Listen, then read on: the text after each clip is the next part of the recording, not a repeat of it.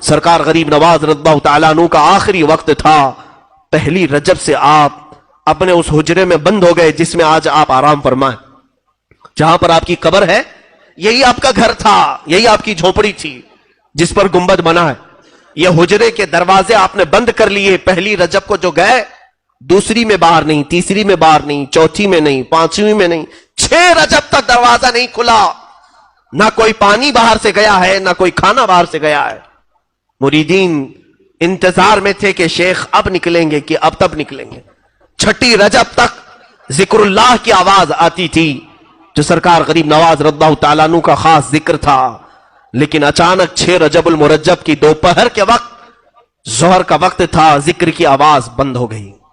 ذکر کی آواز بند ہوئی تو موجود جو آپ کے مریدین متوسلین تھے, دروازہ توڑ کر جب وہ اندر گئے تو دیکھا ایک چارپائی پر آپ نہایت ہی آرام سے سوئے ہیں. آپ کی پیشانی سے پانی کے قطرے ٹپک رہے ہیں اور جسم ایسا لگتا تھا جیسے کوئی غسل دے کر کے سلایا ہے. بہت ہی نفیس اور عمدہ خوشبو اس چارپائی سے آ رہی ہے. اور جو موجود بزرگ ہیں وہ فرماتے ہیں جیسے ہی ہم نے غریب نواز کو پیشانی پر بوسہ دینے کا ارادہ کیا, آپ کی پیشانی پر واضح طریقے سے یہ لکھا ہوا دیکھا, ھذا حبیب اللہ مات فی حب اللہ. یہ اللہ کا حبیب ہے, اللہ کی محبت میں چلا گیا. یہ جملہ آج بھی دربار غریب نواز کی چوکھٹ پہ لکھا ہوا ہے. آج جانا تو اس جملے کو دیکھنا کہ غریب نواز کی وفات کے وقت آپ کی پیشانی پر یہ جملہ لکھا ہوا تھا. وہ اللہ والا اللہ کی محبت میں دنیا سے گیا ہے اور ہزاروں کو نواز کر کے گیا, اب بھی نواز رہا ہے. دربار غریب نواز میں ہماری یہ عقیدت قبول ہو جائے. مولا ہم اجمیر پہنچ نہ سکے, اس غریب نواز کے دربار تک ہم غریبوں کی آہیں پہنچا دے, ہمارے سوالات وہاں تک پہنچا دے. اے رب ذوالجلال, عطا تو ہی کرتا ہے.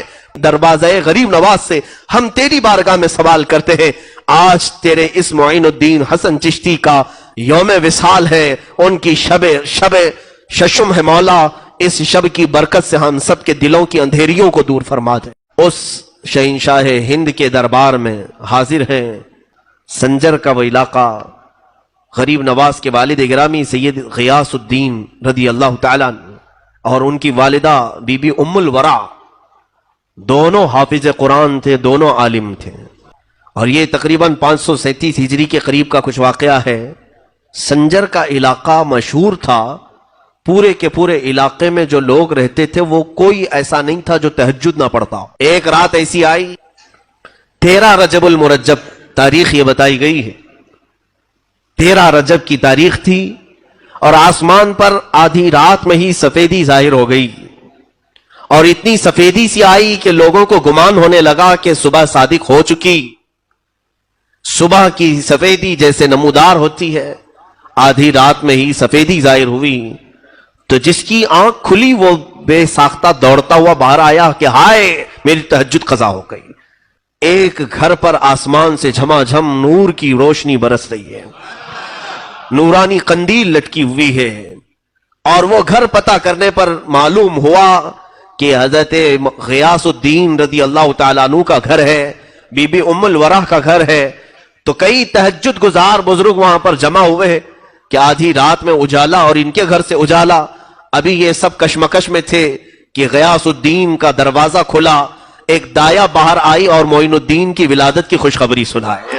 حسن چشتی رضی اللہ تعالیٰ عنہ غریب نواز کی ولادت کی تاریخ میں لکھا گیا ہے آدھی رات میں پورا سنجر روشن تھا. لیکن پتہ کرنے پر, جانکاری حاصل کرنے پر یہ معلوم ہوا کہ یہ نہ صبح ہوئی ہے نہ سفیدی ہوئی ہے, بلکہ یہ کوئی اور صبح معین الدین لے کر کے آیا ہے.